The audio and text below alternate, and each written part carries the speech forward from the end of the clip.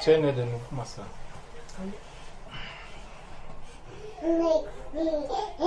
Tu as reçu le Saint-Esprit?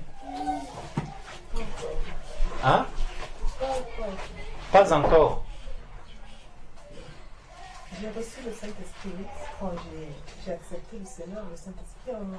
Mais pas, j'ai pas encore reçu le baptême du Saint-Esprit par rapport. J'ai le Saint-Esprit en moi parce que j'ai accepté le Seigneur, donc le Saint-Esprit en moi.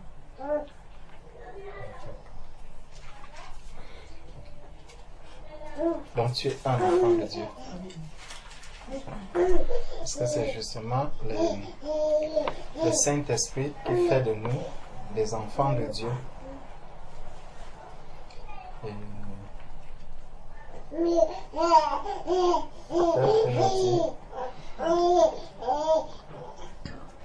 la question que je t'ai posée, en fait, c'est la question que l'apôtre Paul avait posée aux disciples dans Acte 19.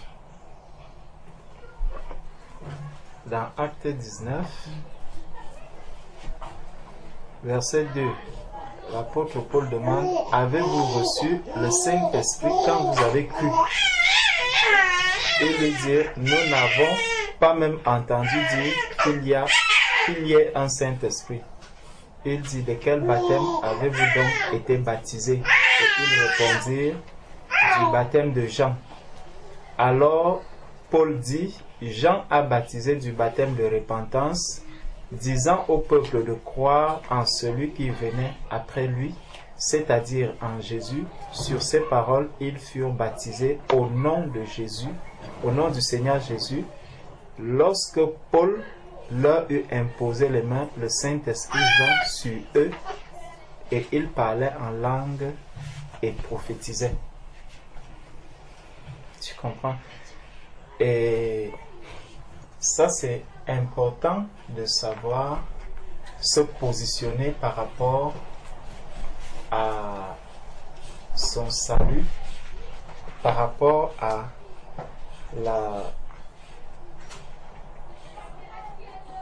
la place qu'on occupe, tu vois.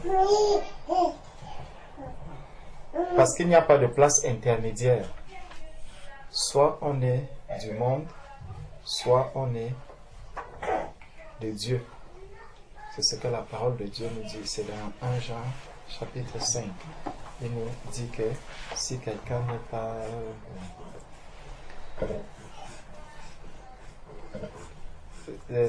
c'est lui qui nous parle des enfants du diable et des enfants de Dieu.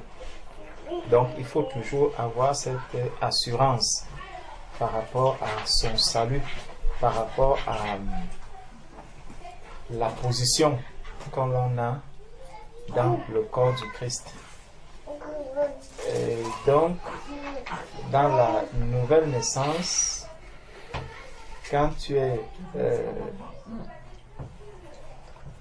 dans la nouvelle naissance, il faut savoir que il y a des étapes, tu vois, et tu as suivi toutes ces étapes. Oui, je suis dans les étapes, puisque là, j'allais faire une formation, mais peut-être que le temps n'est pas encore arrivé par rapport à ce que je suis en train de lire, parce que là où je prie, c'est comme vous dites, il y a des étapes.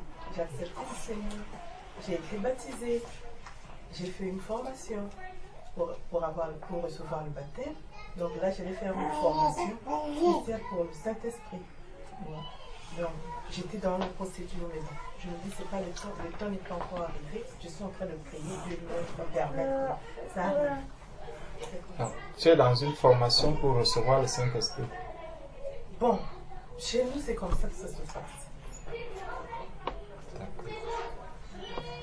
Il y a ceux qui reçoivent dès qu'on te pose les mains et tu parles en anglais. Il y a ceux à qui ça ne vient pas comme ça. Il y a des formations qui sont là, tu peux faire après la formation. Ça peut arriver même après aussi. Parfois, il y a ceux qui suivent aussi la formation et qui n'ont pas reçu le Saint-Esprit. Mais c'est toujours dans la procédure, ça va arriver. C'est comme ça. Mais il y a une formation pour ça. Bon. La formation, le contenu de la formation, c'est quoi exactement? Quand on vous parle du Saint-Esprit, moi, j'ai pas vu comment on appelle ça. On vous formation, vous allez faire une formation.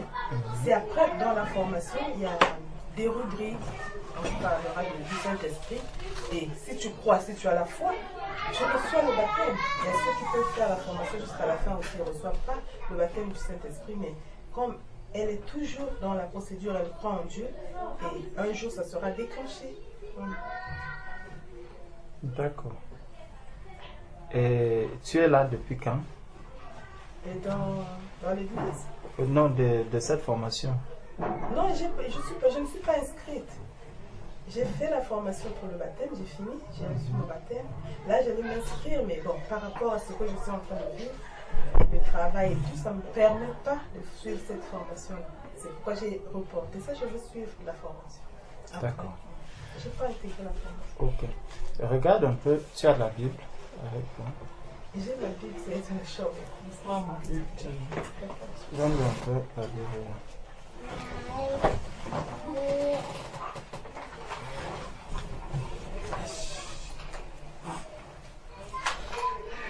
Prends un peu Actes chapitre 2.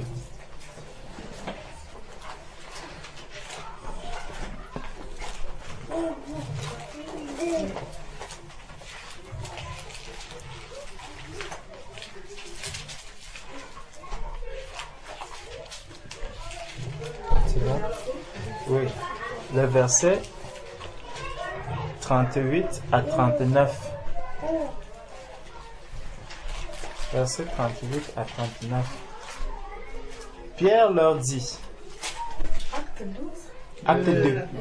Acte 2.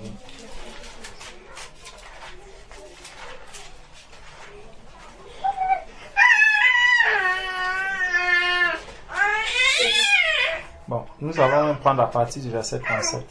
Après avoir entendu ce discours, ils eurent le cœur vivement touché. Et ils dirent à Pierre et aux autres apôtres, hommes frères, que ferons-nous? Donc, Pierre a prêché la parole de Dieu. Quand il a fini de prêcher, il y avait des personnes qui étaient là autour, qui ont entendu la parole. Ces personnes ont posé la question à Pierre. Pierre, que devons-nous faire maintenant? Verset 38. Pierre leur dit, répentez-vous et que chacun de vous soit baptisé. Ou bien je vais relire le verset 38. Pierre leur dit, suivez une formation pour la repentance et suivez une formation pour le baptême. C'est ce qui est écrit. Hein? Je suis. Oui, je demande donc si c'est ce que j'ai lu. Non, c'est pas ce que vous avez lu. Voilà. Donc,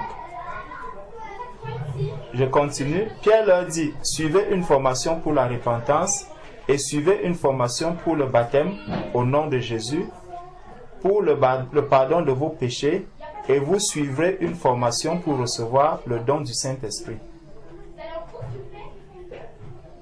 C'est la parole. Non, c'est pas ça. Voilà. Non. Prenons d'abord Éphésiens. Ne confondons pas quelque chose. C'est pas l'église qui te dit de suivre une formation pour que tu sois pardonné ou bien pour que tu reçoives le baptême du Saint-Esprit. Parce que vous pouvez recevoir le Saint-Esprit, mais vous ne le connaissez pas. Vous pouvez recevoir, en vous imposant les mains, vous pouvez recevoir le Saint-Esprit. Mais vous ne connaissez pas réellement qui est le Saint-Esprit, par exemple. Il y a ceux qui parlent en langue seulement comme ça, mais quand tu lui poses des questions parfois, je ne sais pas. Il ne vous dit pas réellement qui est le Saint-Esprit. Pourquoi elle parle en langue. Mais là où je prie, là où je vais, à l'église où je vais, j'ai accepté le Seigneur. J'ai été touchée, je suis allée la première fois, j'ai été touchée par la parole. J'ai accepté le Seigneur.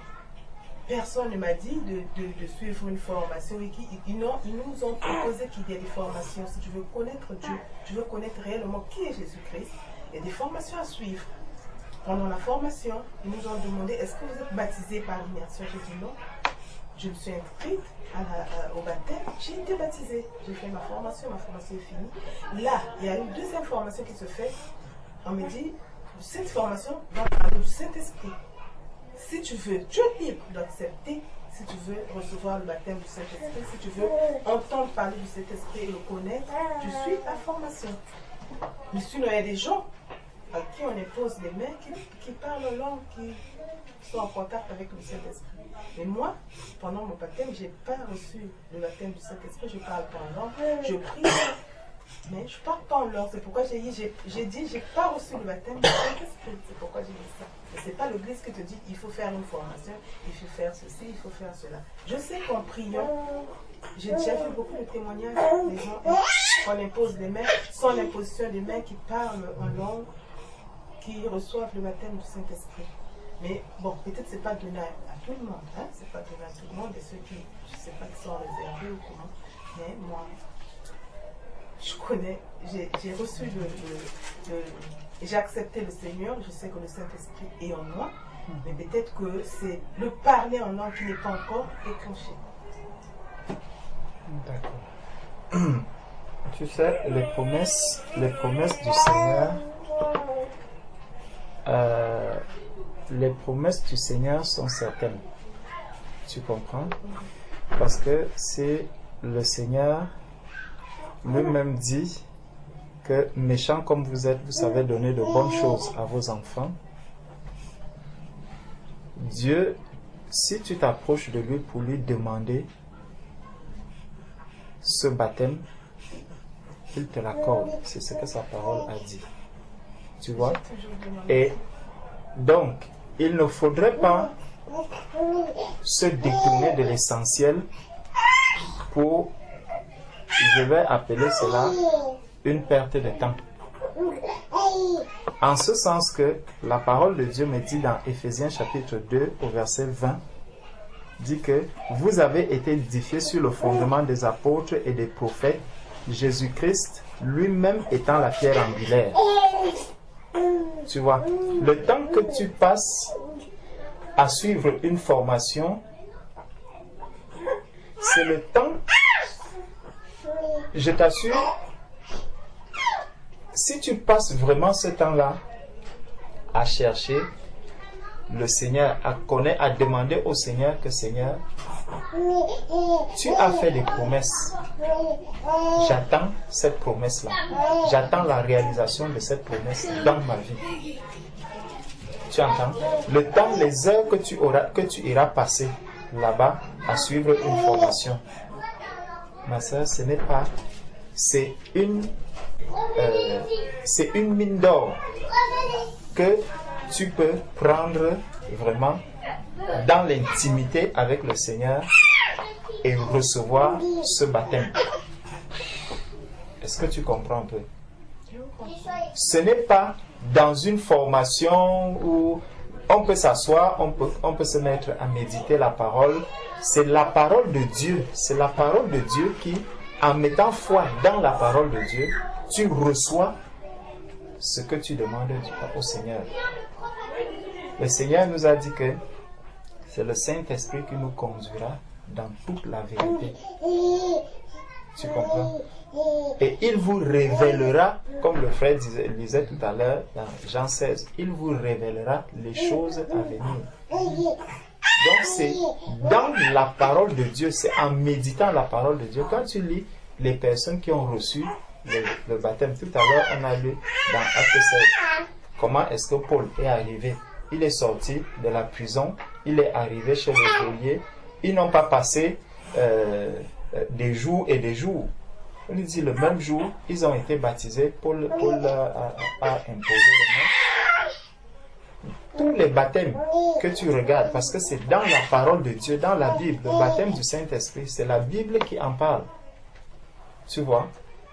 Donc, on peut vous donner des modules de ceci. Je veux connaître exactement qu'est-ce que le Saint-Esprit, qu'est-ce que le Saint-Esprit. Tu peux suivre toutes ces formations-là et ne pas savoir la 10e partie de qu'est-ce que le Saint-Esprit.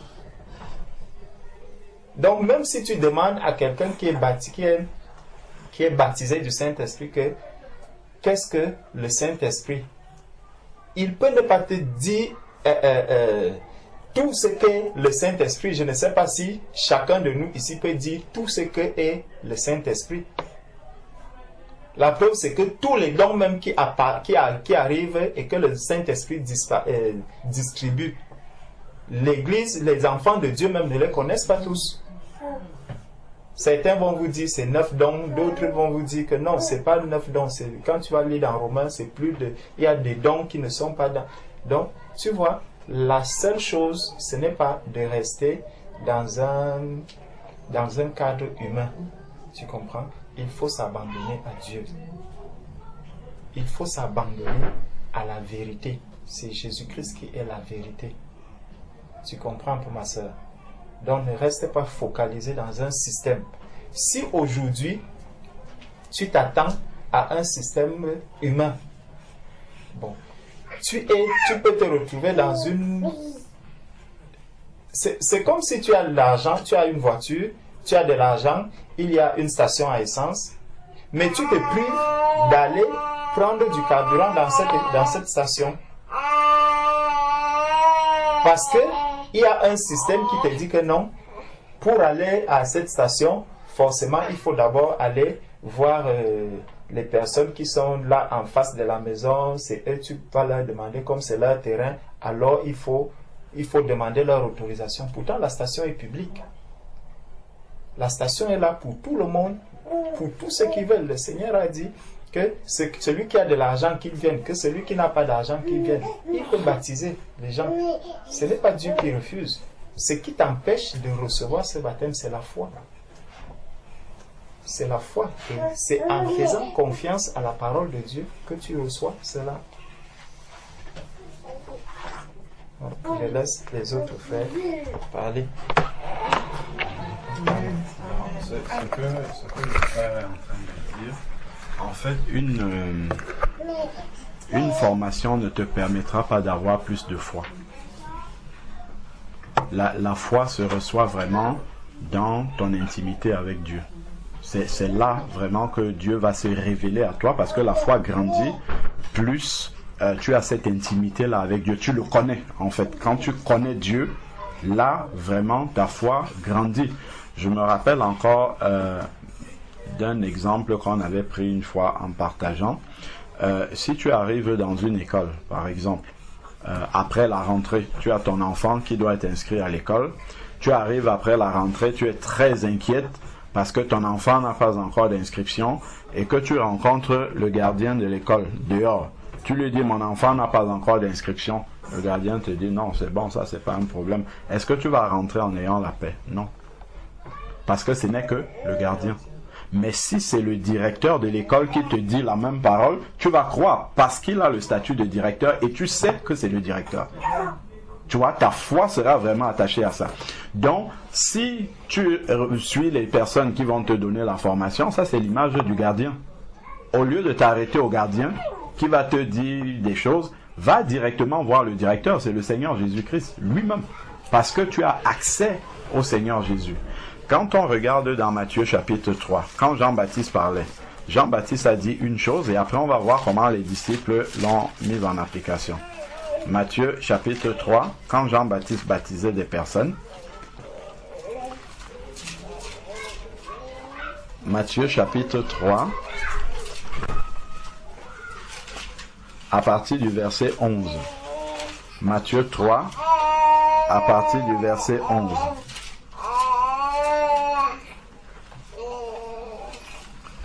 Matthieu 3, verset 11.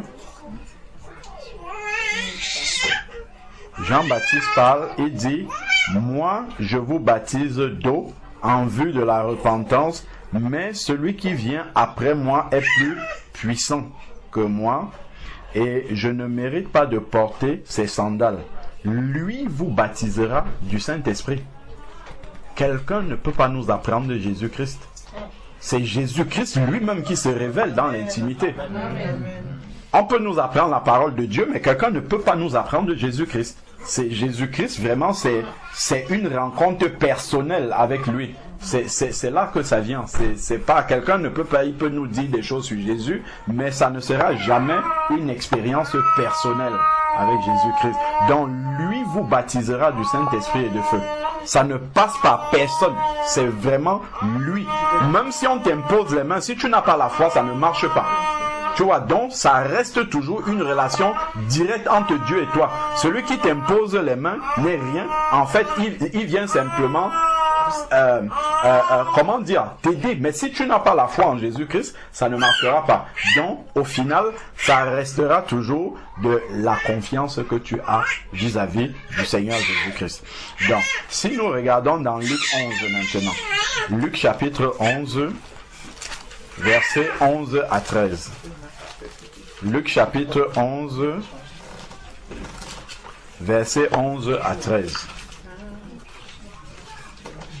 Luc 11, versets 11 à 13, il est dit: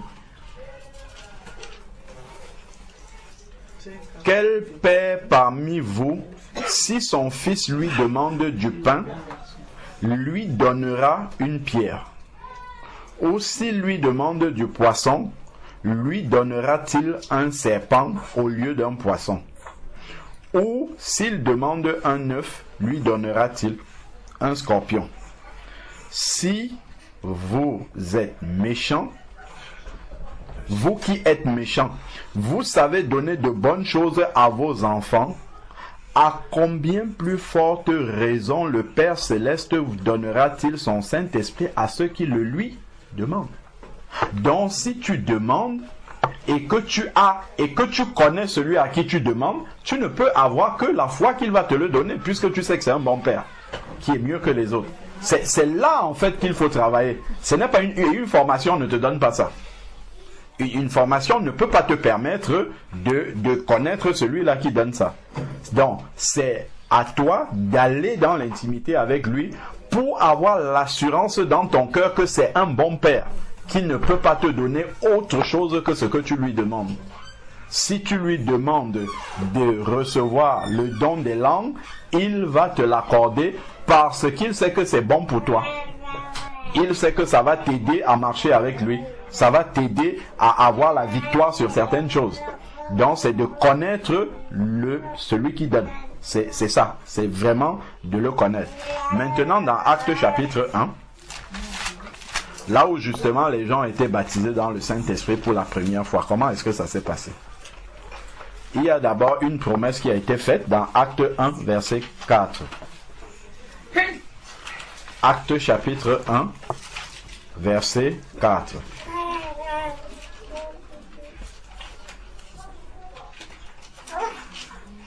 Acte 1, verset 4. Comme il se trouvait avec eux, Jésus, il leur recommanda de ne pas s'éloigner de Jérusalem, mais d'attendre la promesse du Père. Donc, leur dit-il, vous avez entendu parler. Donc, il leur demande de ne pas s'éloigner de Jérusalem et d'attendre la promesse du Père.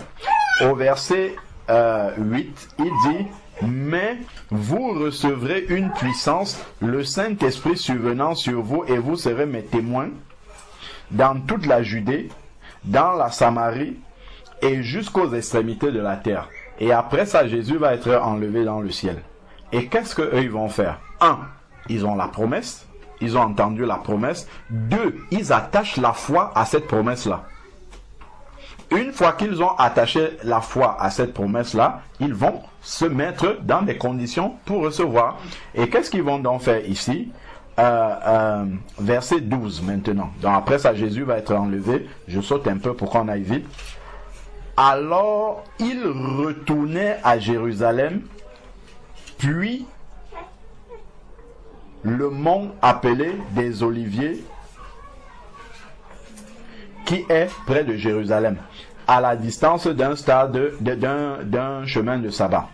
Quand ils furent entrés, ils montèrent dans la chambre haute. C'est pour ça que le frère te disait tout à l'heure qu'il faut aller dans l'intimité avec le Seigneur. Ça, c'est ce qu'eux, ils ont fait.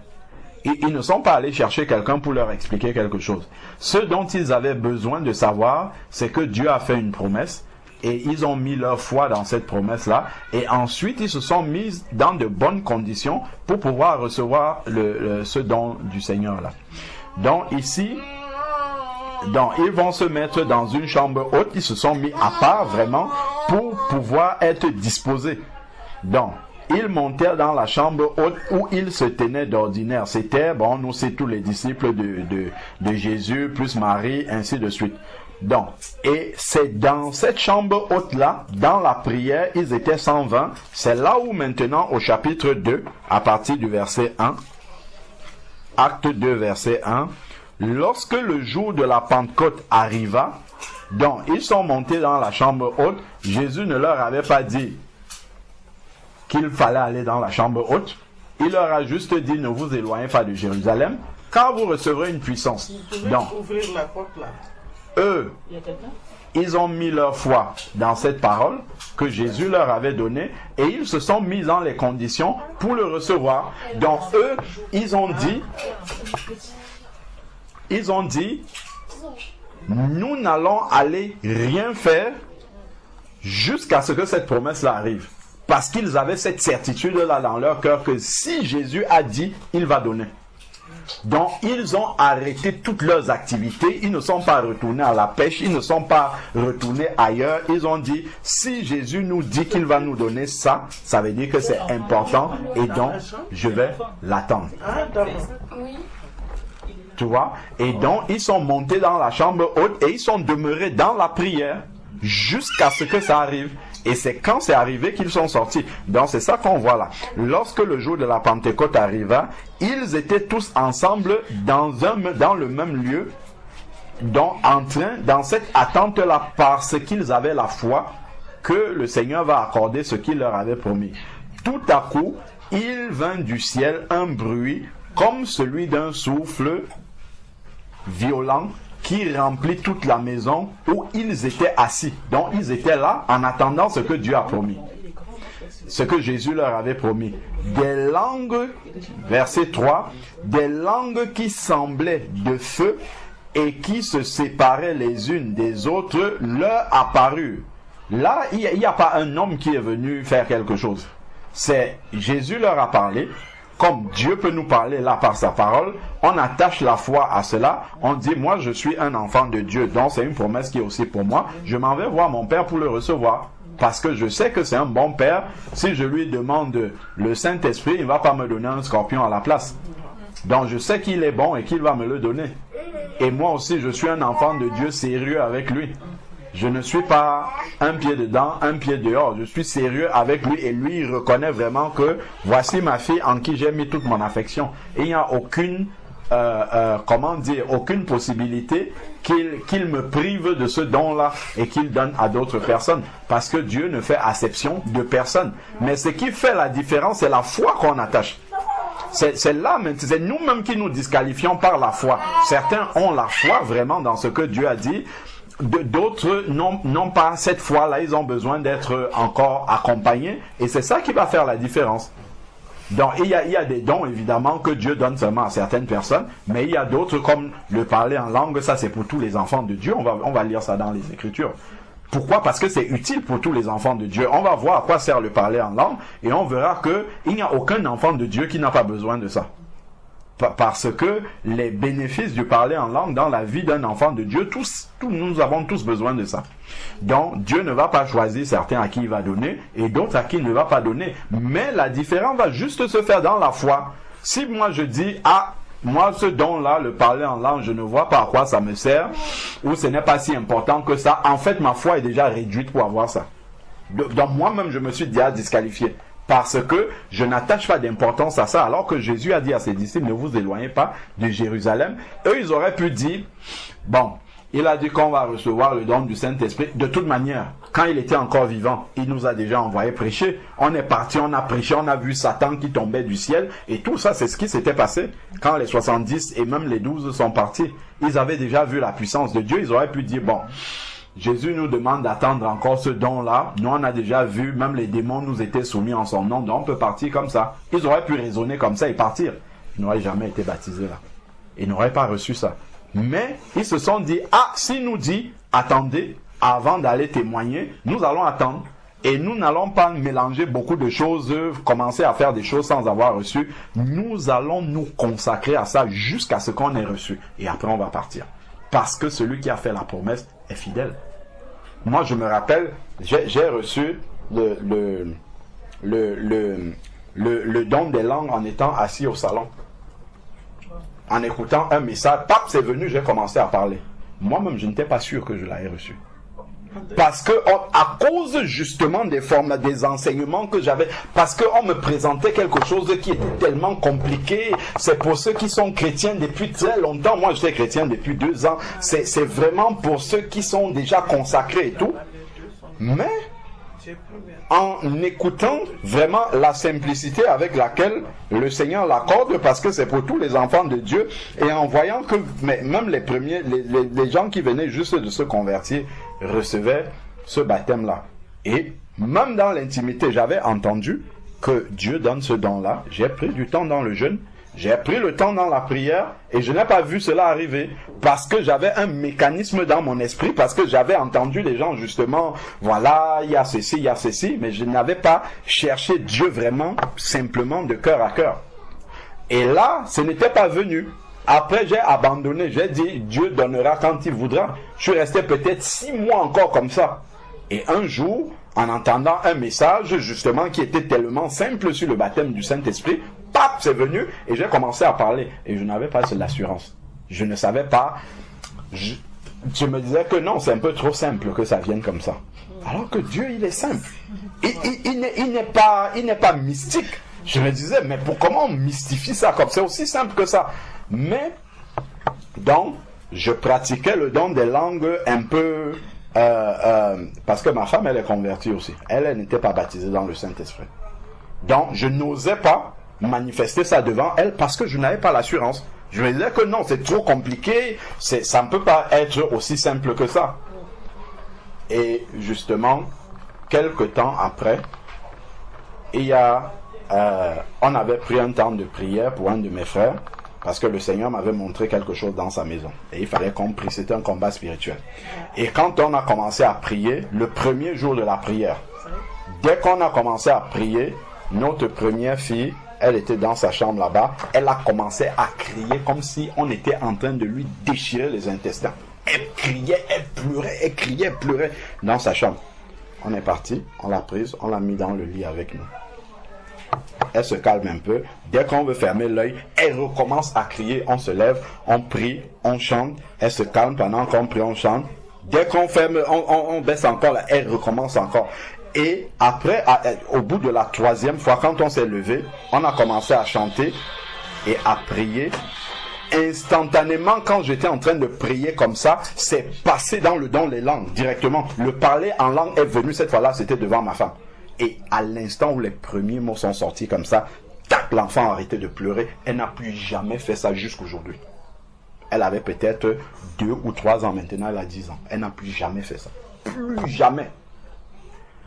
Et lorsque ma femme a vu ce qui était en train d'être manifesté, elle dit, donc tu es baptisé dans le Saint-Esprit. Ben, tu ne m'as pas dit. Je lui ai dit que non, je n'étais pas sûr. Mais moi-même, j'étais étonné de voir comment ça agit. Et quand elle a vu ça, ça l'a encore fortifié et ça l'a motivée. Elle a dit, Seigneur, moi aussi, je veux avoir ce don-là. Elle s'est enfermée dans une chambre. Elle a pris 3 jours de jeûne où elle sortait juste pour aller aux toilettes et revenir. Elle est sortie de la chambre étant baptisée dans le Saint-Esprit. Comme cela. Parce que elle a vu un exemple. Moi, je suis né de nouveau longtemps après. Elle était déjà née de nouveau avant. Elle s'est dit, ah ben si Dieu donne à celui qui est né de nouveau hier, là, ben moi qui étais là, il doit me donner ça aussi. Oui, elle est partie avec cette foi-là et elle a reçu. Tu vois, donc c'est vraiment une attitude d'un enfant qui vient devant son père et qui lui demande quelque chose que le père lui-même sait ce à quoi ça va aider son enfant et ne peut que lui donner ça. Tout à l'heure, le frère, quand on lisait dans Acte 2, on n'a pas lu le verset 39. Regardons, on va relire 38 et 39 et ça permettra de comprendre en fait que Dieu veut le donner à tous ses enfants. Parce que lorsque on prie pour demander quelque chose à Dieu, il est important de connaître les promesses de Dieu par rapport à ce que nous demandons. Parce que si on ne sait pas que Dieu a promis cela, on peut demander comme si c'était, comme si c'est quelque chose de trop difficile, de trop important pour Dieu à nous accorder. Est-ce que vraiment il peut le donner à moi? Est-ce que je mérite de l'avoir? Ce n'est pas un mérite du tout. Loin de là. Moi, c'est ce que je pensais au début. Je me disais, je parle de manière générale, hein, je dis un peu de manière générale, je me disais que non, il faut avoir un certain niveau de maturité spirituelle. Il faut avoir compris beaucoup de choses, même sur le Saint-Esprit déjà, savoir l'utiliser, tout ça. Il faut vraiment avoir compris des choses pour que Dieu te l'accorde. Et donc, regardons donc dans Actes 2, 38. Donc, Pierre leur dit, c'est ce que le frère a lu tout à l'heure, repentez-vous et que chacun de vous soit baptisé au nom de Jésus-Christ pour le pardon de vos péchés et vous recevrez le don du Saint-Esprit. C'est une conséquence naturelle de la repentance et du baptême. Dieu l'accorde parce que c'est nécessaire pour la suite de ta marche.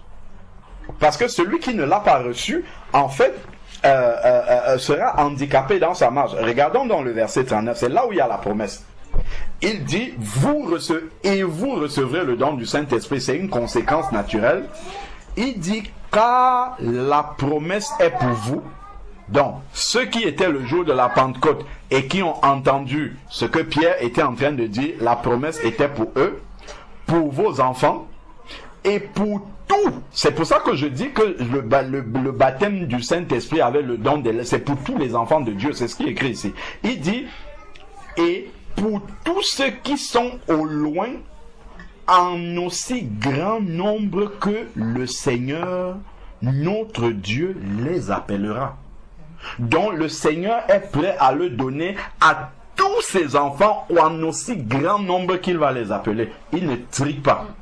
Et ça, on peut le voir dans Actes chapitre 2. Lorsque les langues de feu sont arrivées, il n'y en a pas un seul que Dieu a exclu. Il a envoyé 120 langues de feu pour les 120 qui étaient là, parce qu'ils avaient tous la foi. Si on va lire, par exemple, dans Actes chapitre 19, de 1 à 7, regardons, Actes chapitre 19, de 1 à 7, on va encore voir que Dieu, il ne trie pas ceux à qui il donne. Ce n'est que la foi qui peut nous faire défaut par rapport à ça. Donc, Actes chapitre 19, versets 1 à 7. Pendant que Paul était à Corinthe, pendant que Apollos était à Corinthe, Paul, après avoir traversé les hauteurs du territoire, se rendit. Vous avez dit Acte 19 à partir du verset 1. Acte 19 à partir du verset 1. Voilà. C'est bon? Donc, merci. Pendant que Apollos était à Corinthe et Paul, après avoir traversé les hauteurs du territoire, se rendit à Éphèse. Il rencontra quelques disciples et leur dit, avez-vous reçu le Saint-Esprit quand vous avez cru? Donc voilà une question qu'il leur pose. Est-ce que c'est le Saint-Esprit? Est-ce que vous avez reçu le Saint-Esprit lorsque vous avez cru? Parce que pour lui, il est évident que si quelqu'un croit, il doit recevoir le Saint-Esprit, il doit recevoir cette puissance de Dieu-là. Pour lui, ce n'est pas... Puisque la promesse, on a vu dans Acte 2, 38, c'est pour ceux qui sont repentis et qui ont été baptisés. Et ils reçoivent le don du Saint-Esprit, ça doit couler. Donc, et qu'est-ce qu'ils vont répondre maintenant? Il lui répondit, nous n'avons même pas entendu dire qu'il y ait un Saint-Esprit. On ne leur a pas parlé de ça. Ils ne savent pas. Regardons la question que Paul pose. Et ça interpelle beaucoup. Il dit, quel baptême avez-vous reçu? Parce que pour lui, s'ils n'ont pas reçu le don du Saint-Esprit, c'est qu'il y a un problème avec le baptême. Parce que Pierre avait dit dans Acte 2, 38, repentez-vous et que chacun de vous soit baptisé au nom de Jésus-Christ et vous recevrez le don du Saint-Esprit. Parce que pour lui, ça devait suivre de manière logique. Mais ici, il rencontre des personnes qui sont des disciples pour lesquels ils n'ont pas reçu le Saint-Esprit. Et immédiatement, Paul, il comprend qu'il y a un problème avec le baptême. Et donc maintenant, ici, il leur dit, quel baptême avez-vous donc reçu? Il lui répondit, le baptême de Jean. Il comprend, voilà, d'accord. Alors Paul dit, Jean a baptisé du baptême de repentance. Il disait au peuple de croire en celui qui venait après lui, c'est-à-dire en Jésus. il leur explique que le baptême que vous avez reçu là n'est pas celui que vous aurez dû recevoir. Ce n'est pas le baptême chrétien qui donne accès au Saint-Esprit. Sur ces paroles, il fut baptisé au nom de Jésus.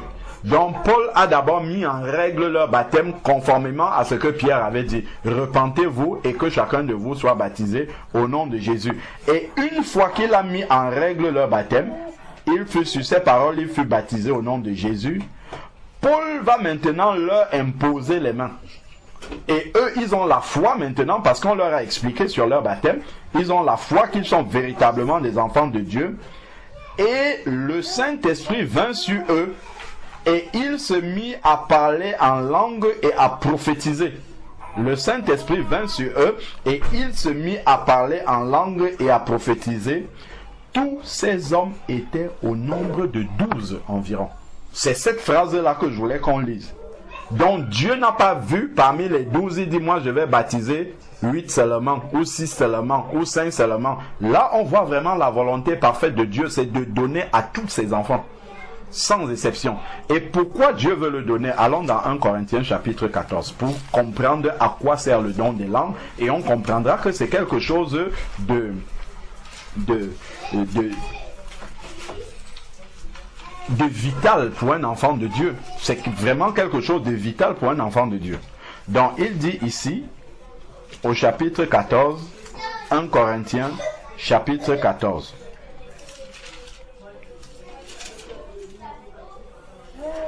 « 1 Corinthiens chapitre 14 à partir du verset 1.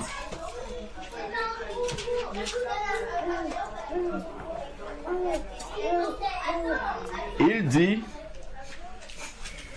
recherchez l'amour, aspirez aussi aux dons spirituels, mais surtout celui de prophétie. Parce que le don de prophétie s'adresse à l'église. Dans l'église, c'est utile et nous devons être plus centrés sur les autres. Ensuite, maintenant, en effet, celui qui parle en langue ne parle pas aux hommes, mais à Dieu, car personne ne le comprend. C'est en esprit qu'il dit des mystères. C'est en esprit qu'il dit des mystères. Gardons un doigt dessus. Retournons dans Acte 2. On va lire quelque chose aussi là-bas. Acte 2. C'est en esprit qu'il dit des mystères. Acte chapitre 2. Le jour de la Pentecôte. Il y a une précision que la parole de Dieu nous donne. Au verset 11. Acte 2, verset 11. Nous parlons de ceux qui ont été baptisés dans le Saint-Esprit. Acte 2, verset 11.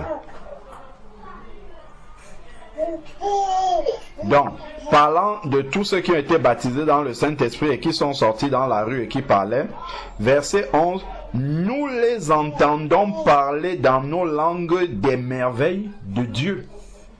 Donc, en fait, les bien-aimés qui étaient dans la chambre haute, qui ont été baptisés dans le Saint-Esprit, c'est l'adoration qu'ils faisaient.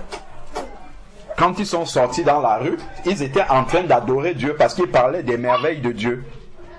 Et donc, le don des langues est une langue illimitée que Dieu nous donne pour pouvoir l'adorer. Parce que lorsque nous adorons Dieu avec notre intelligence, au bout d'un certain temps, on n'a plus rien à dire à Dieu. On a l'impression d'avoir fait le tour et puis on va redire la même chose. Mais par contre, le don des langues vient rendre illimité notre adoration pour Dieu parce que Dieu est un Dieu infini. Donc on ne peut pas adorer Dieu avec un vocabulaire qui est limité, qui est fini, comme le français, l'anglais ou bien toutes les langues intelligibles des hommes. Donc Dieu vient pour nous donner un langage dans lequel on peut l'adorer de manière infinie. Puisque Dieu recherche de vrais adorateurs, qu'il adore en esprit et en vérité, est-ce qu'il va donc priver certains de ses enfants d'être ses véritables adorateurs et permettre que d'autres le soient? Non. Il veut que tous soient des vrais adorateurs qui adorent le Père en esprit et en vérité. Voilà déjà une première raison pour laquelle Dieu ne trie pas certains de ses enfants à qui il donne le don des langues et d'autres à qui il ne le donne pas. Allons maintenant On va revenir dans 1 Corinthiens 14. Puisque nous sommes près des évangiles, regardons dans Marc chapitre 16, verset 17. Marc 16, verset 17. Marc chapitre 16, verset 17.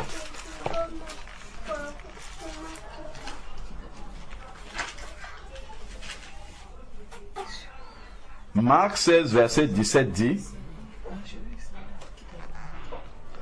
voici les signes qui... C'est Jésus qui parle, hein? Il dit, Jean-Baptiste avait d'abord donné la promesse là-bas, il a dit, celui qui vient après moi, c'est lui qui vous baptisera du Saint-Esprit. Maintenant, celui-là lui-même parle, Jésus. Voici les signes qui accompagneront ceux qui auront cru. Ceux qui ont cru, c'est juste une question de foi et rien d'autre. Il n'y a même pas de connaissance à avoir. C'est juste une question de foi. On voit que dans Actes chapitre 19, les personnes que Paul a rencontrées, il leur a dit juste le baptême que vous avez reçu, c'était le baptême de repentance, et il les a baptisés, il a imposé les mains, ils ont reçu le don des langues immédiatement. Ils n'ont pas eu besoin de faire une formation longue avec Paul où il va leur expliquer des choses. Non. Il leur a juste expliqué, votre baptême là, ce n'est pas celui qu'il fallait. Il a corrigé ça et puis il a prié pour eux, ils ont reçu directement. Parce que ces personnes-là avaient la foi. Ici, là maintenant, nous voyons dans Acte 16, voici les signes qui accompagneront ceux qui auront cru. Et ça, c'est une certitude. Quand Jésus, nous savons que les promesses du Seigneur sont oui et amen. Elles sont véritables, elles sont certaines. Il ne peut pas dire comme ça, alors que ce n'est pas la vérité. Il dit, en mon nom, ceux qui ont cru chasseront les démons. N'importe quel enfant de Dieu peut chasser des démons. Pourquoi ? Parce que c'est l'Esprit de Dieu qui habite en lui qui ordonne aux démons de partir au nom de Jésus. Donc quand un enfant de Dieu dit « Esprit de Python, pars d'ici », c'est comme si Jésus se mettait là pour dire « Esprit de Python, pars ». Parce que c'est l'Esprit de Dieu en lui qui parle. Ensuite maintenant, ils chasseront des démons, ils parleront de nouvelles langues. C'est Jésus qui a fait cette promesse. Il dit tous ceux qui... Voici les miracles qui accompagneront tous ceux qui auront cru. En mon nom, ils parleront de nouvelles langues. Donc si je prie, je dis Seigneur, je veux recevoir le don des langues maintenant. Tu es un bon père qui donne cela à tous tes enfants. Si je te demande du pain, ce n'est pas une pierre que tu vas me donner. Si je te demande du poisson, ce n'est pas du scorpion que tu vas me donner à la place. Père, baptise-moi maintenant du Saint-Esprit, que je reçoive le don des langues. Dieu le donne à tous ceux qui le lui demandent parce qu'il est un bon père. Au nom de Jésus, je parle en langue maintenant, j'ouvre la bouche et je parle. C'est aussi simple que ça. Ce n'est pas plus compliqué. Moi, c'est comme ça que je l'ai. Quand j'ai compris ça, j'ai parlé en langue et ça ne s'est plus jamais arrêté. Et la prophétie a commencé à arriver aussi. Simplement parce que j'ai compris que Dieu est un bon père et il fait... il accorde ce don-là à tous ceux qui le lui demandent et qui ont la foi. C'est tout. Ce n'est pas plus. C'est parce que on essaye de le compliquer, on pense que c'est tellement compliqué. C'est Jésus qui le fait. C'est une langue que Jésus donne. Donc nous, on a juste à avoir la foi. Nous sommes ses enfants et nous le recevons. Donc voilà, ils parleront de nouvelles langues, ils saisiront les serpents et ainsi de suite. Revenons dans 1 Corinthiens chapitre 14 pour comprendre encore davantage pourquoi le Seigneur ne trie pas des enfants, certains à qui il donne et d'autres à qui il refuse de donner. On a déjà compris que c'est une puissance pour l'adoration. Nous avons lu également dans Acte 16 verset 17 que c'est pour tous ceux qui auront cru. C'est Jésus qui le dit. Ensuite maintenant, 1 Corinthiens chapitre 14 verset 5.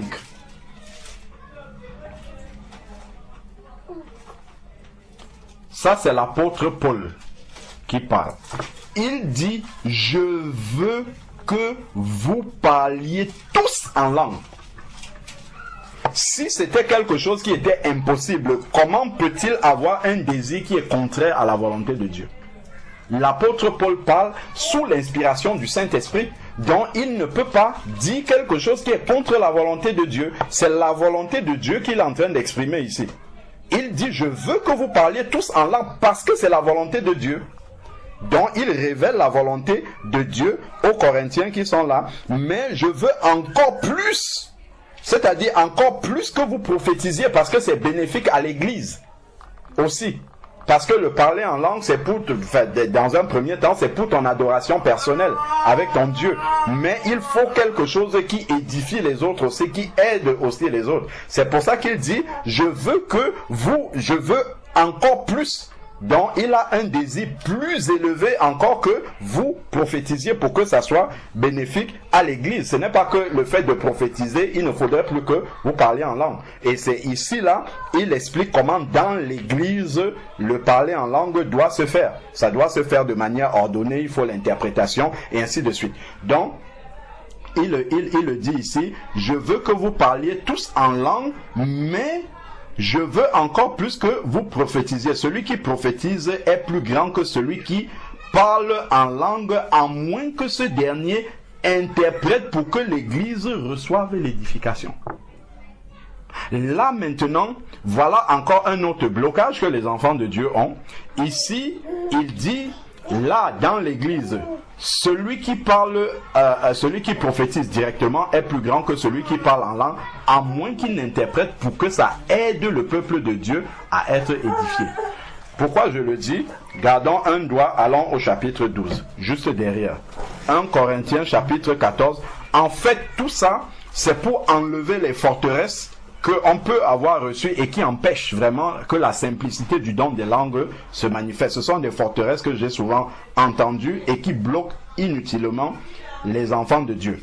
Donc, dans 1 Corinthiens chapitre 12 à la fin, au verset 29, 1 Corinthiens 12 verset 29, il est écrit, tous sont-ils apôtres? Évidemment, tout le monde n'est pas apôtre dans l'Église. Tous sont-ils prophètes? Bien sûr que non. Tous sont-ils docteurs? Bien sûr que non. Tous font-ils des miracles? C'est un don, le don des miracles. Tous ont-ils le don de guérison? Pas tout le monde. Tous parlent-ils en langue? Tous interprètent-ils? Quand on lit ça, on dit que oui, ben voilà, Dieu dit bien que tous ne parlent pas en langue.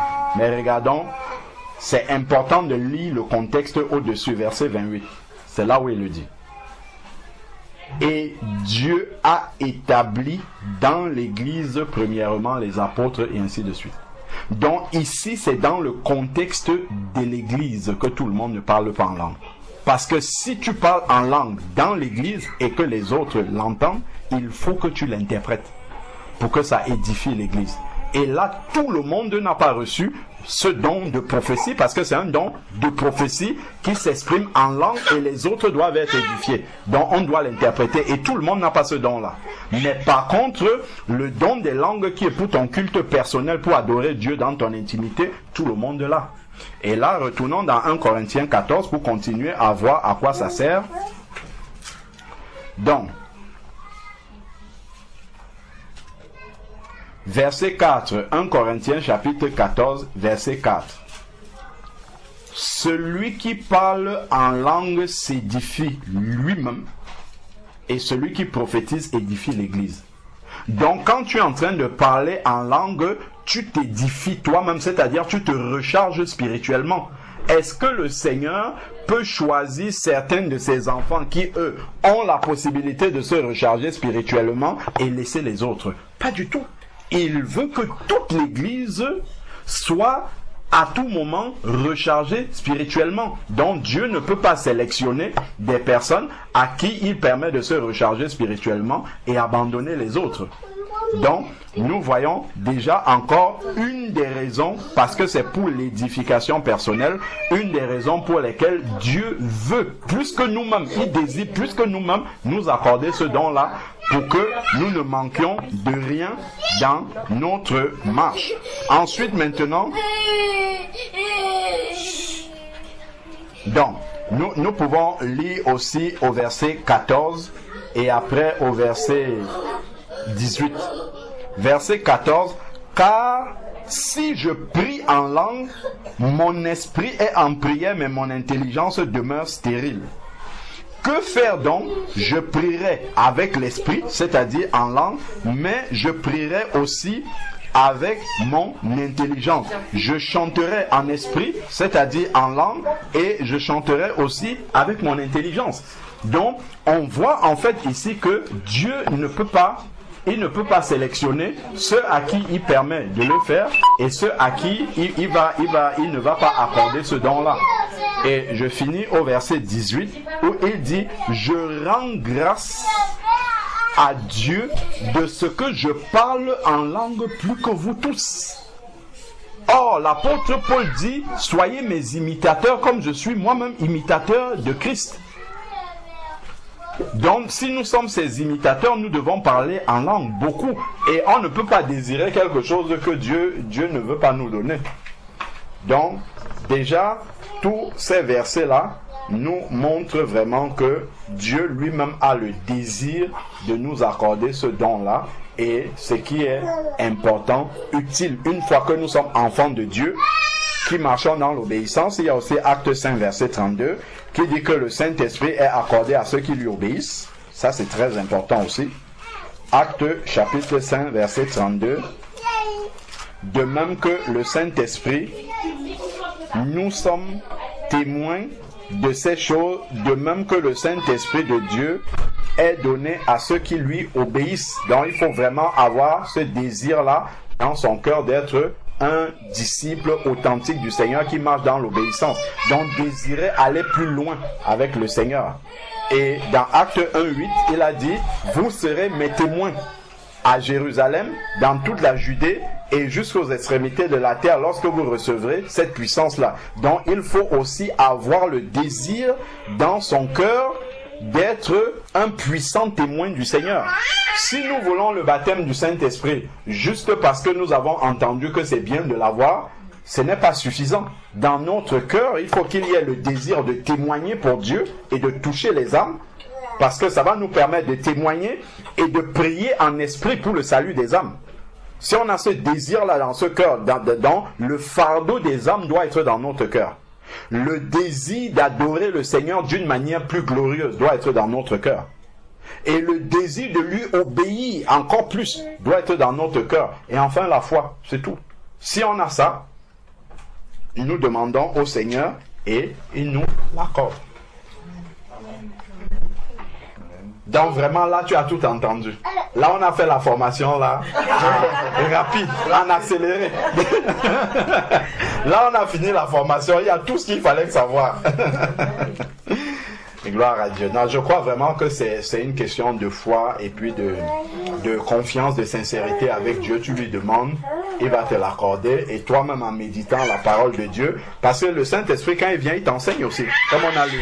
Il va t'apprendre à l'utiliser, vraiment à utiliser ce don-là. Toi-même tu comprendras. Certains au départ, quand ils reçoivent même le don des langues, ils vont l'utiliser peut-être quand ils sont dans un moment de prière très intense, c'est là où ça va se déclencher. D'autres c'est pendant l'adoration, mais au fur et à mesure que tu avances avec ce don, tu commences à l'utiliser dans des circonstances même autres, c'est-à-dire dans un moment de prière normal où tu n'es pas trop, où tu n'es pas forcément dans un moment tellement intense, mais ça se déclenche. Ou même si tu es en train de fredonner un chant, après ça se déclenche. Ou même si tu es en train de dormir et que tu as une attaque dans le sommeil, ça peut se déclencher aussi. Donc au fur et à mesure, quand tu vas avancer avec le Seigneur te montrera lui-même toutes les circonstances dans lesquelles tu pourras l'utiliser. Tu vois? Et au fur et à mesure que tu vas lire la parole de Dieu aussi, tu vas comprendre encore davantage à quoi sert ce don-là. Amen. Amen.